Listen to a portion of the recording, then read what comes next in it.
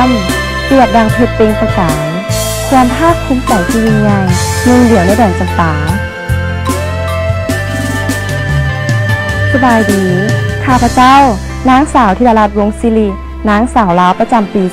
2011 ขอเชิญชวนบรรดานางสาวลาวทั่วประเทศที่มีความพร้อมในการประกวดนางสาวลาวประจำปี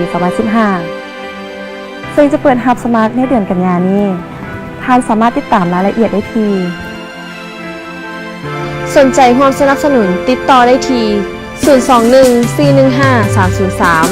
020-779-99997 และ 020-777-777-07